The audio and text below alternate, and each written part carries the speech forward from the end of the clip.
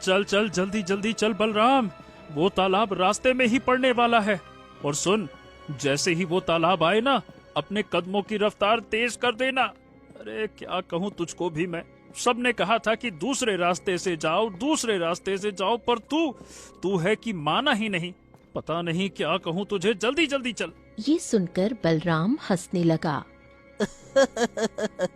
क्यों भाई, क्या अंदर से दुख दुखी हो रही है क्या? डर लग रहा है क्या? बकवास मत कर हरिया। अरे मैं भी वैसे तो काफी समय से सुनता आ रहा हूँ कि उस तालाब में एक काला हंस रहता है जो सामने आकर सवाल पूछता है।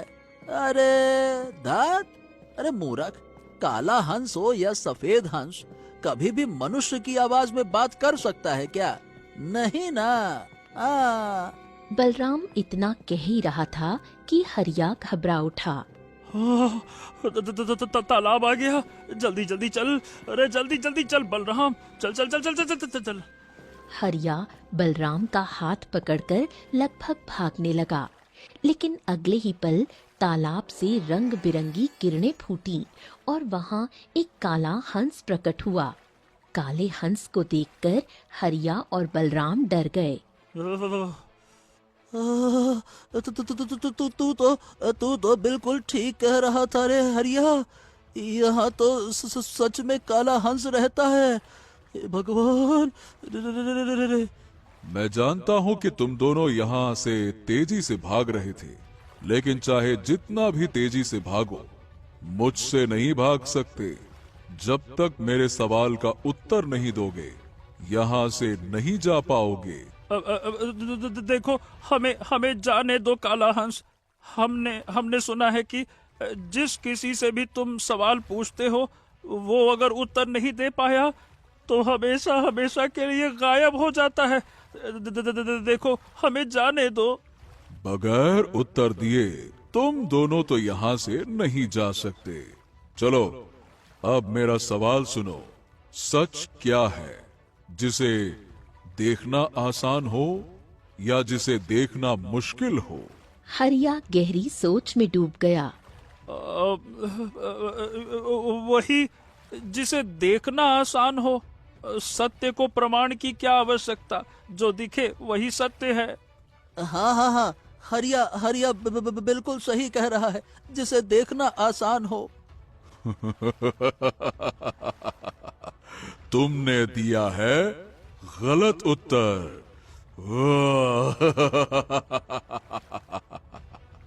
इतना कहते ही काले हंस की आंखों से रंग बिरंगी किरणें निकलीं, जो हरिया और बलराम पर पड़ी और दोनों तालाब में गिरकर रंग बिरंगी रोशनी के साथ गायब हो गए।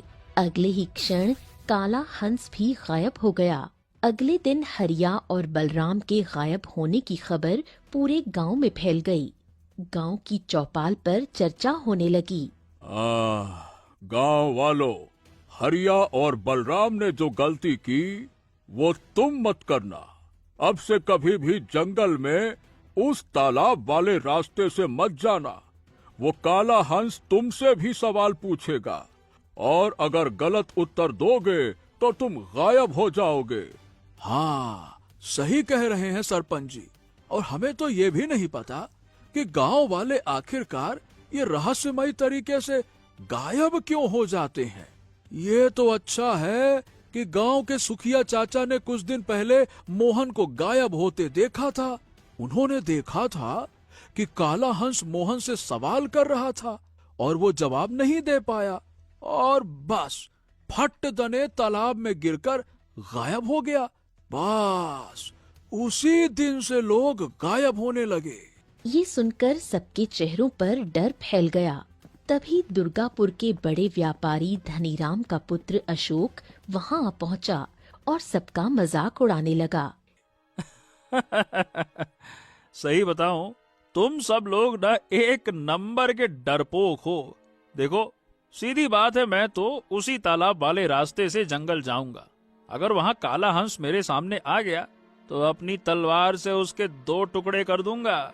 बड़ा आया, सवाल पूछना ही भूल जाएगा मेरे सामने। इतना कहकर अशोक चला गया। बड़ा आया, यहाँ खड़े होकर बड़ी बड़ी बातें करेगा और अंदर जाकर अपने पिता की हवेली में मुंह छिपा लेगा। ये तो जंगल जाता ही नहीं है, बस गांव वालों का मजाक उड़ाने चला आता है। बेवकूफ। बिल्कुल सही कह रहे हैं सरपंच जी। ऐसे लोगों को बस गांव वालों को तंग करना आता है। हाँ, नहीं तो। थोड़ी देर बाद सभा खत्म हुई और सभी लोग अपने अपने घर चल दिए। उसी गांव में गौरी नाम की एक सुंदर लड़की थी जो अपने बूढ़े पिता के साथ रहती थी। पिता बहुत बूढ़े थे, इसलिए गौरी ही जंगल से लकड़ियां काटकर बेचती और घर चलाती। गौरी लकड़ियां लेकर लौट रही थी कि तभी अशोक रास्ते में आ गया।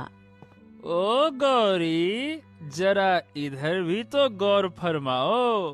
अरे भाई, कब तक अपने इन सुंदर सुंदर हाथों से ये बड़ी बड़ी भारी भारी कुल्हाड़ी चलाकर अपने हाथों की सुंदरता खराब करती रहोगी?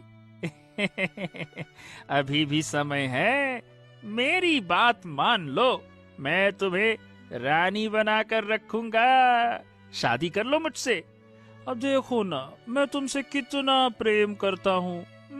मान जाओ ना गौरी। तुझसे कितनी बार कहा है अशोक, मेरा रास्ता मत रोका कर। मेरे मन में तेरे लिए कोई प्रेम नहीं। आइंदा कभी बीच रास्ते में मुझे रोकने की कोशिश मत करना। ये सुनकर अशोक क्रोधित हो उठा। ए गौरी, मैं इस गांव के सबसे धनी व्यक्ति धनराम का पुत्र हूँ। गांव की लड़कियां मुझ पर मरती हैं, समझी? तो जो लड़कियां तुझ पर मरती हैं, उनसे ही विवाह कर ले। मुझे तेरे अंदर कुछ भी खास नहीं दिखता।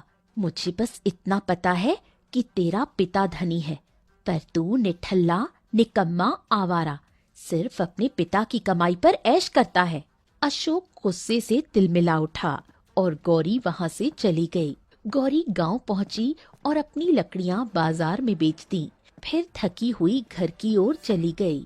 लकड़ियां बेच गौरी घर लौट आई और सारा धन अपने बूढ़े पिता के हाथ में रख दिया।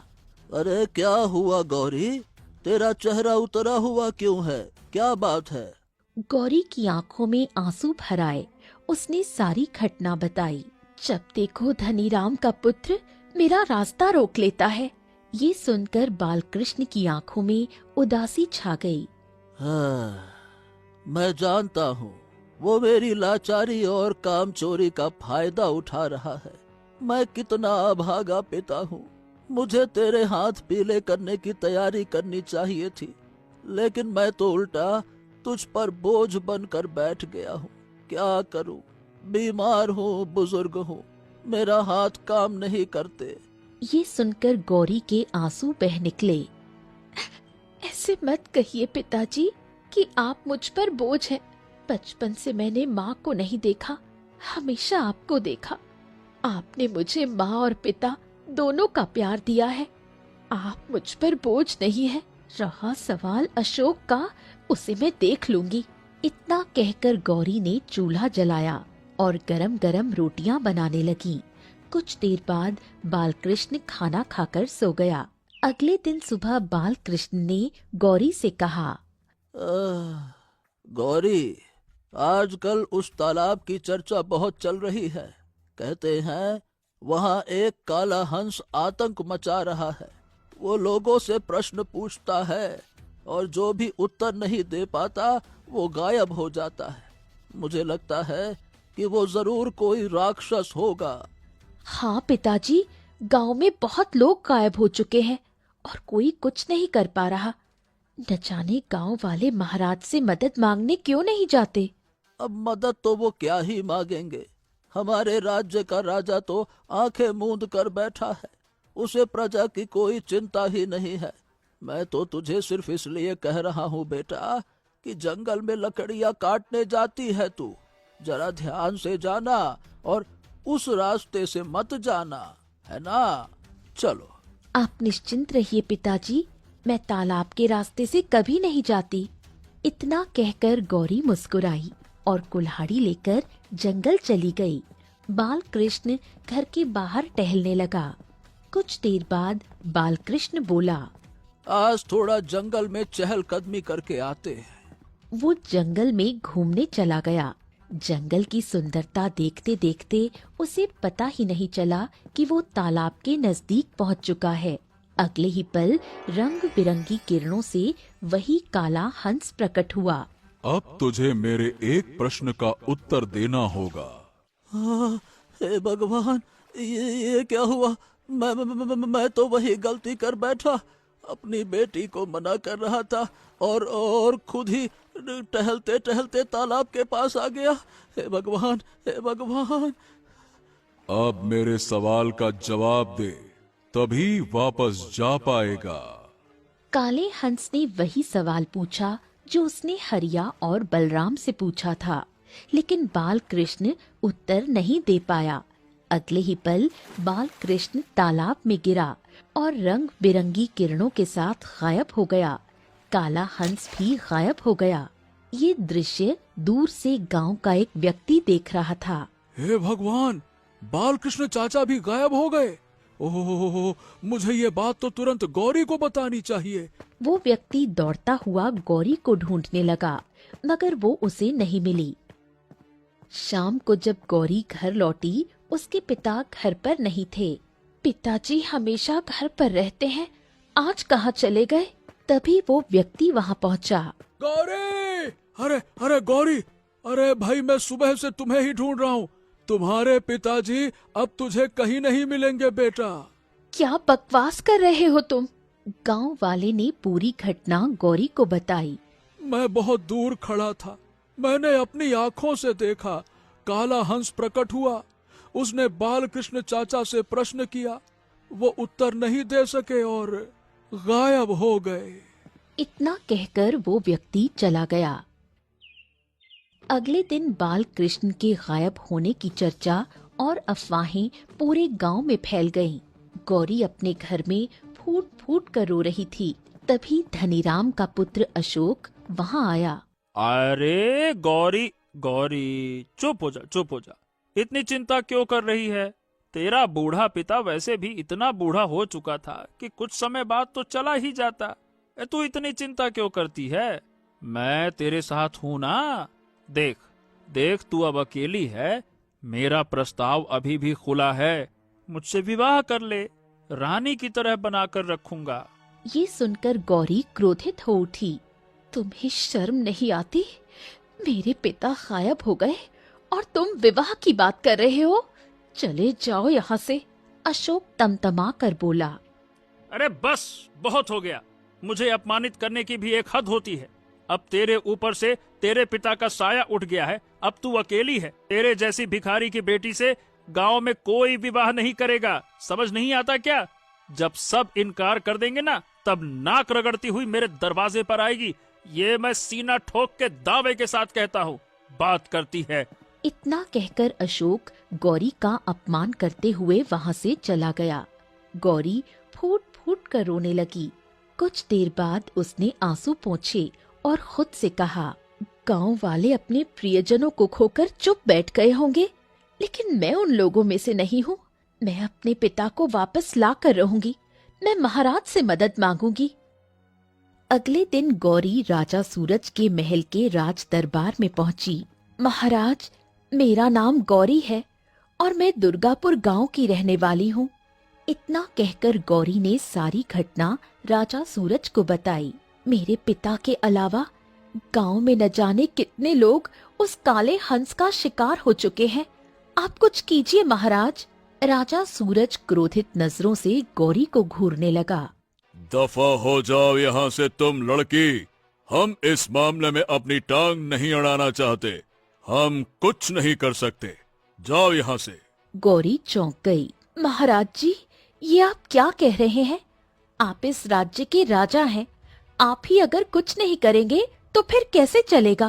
कैसे चलेगा ये हमें नहीं पता, पर हम इस मामले में कुछ नहीं कर सकते।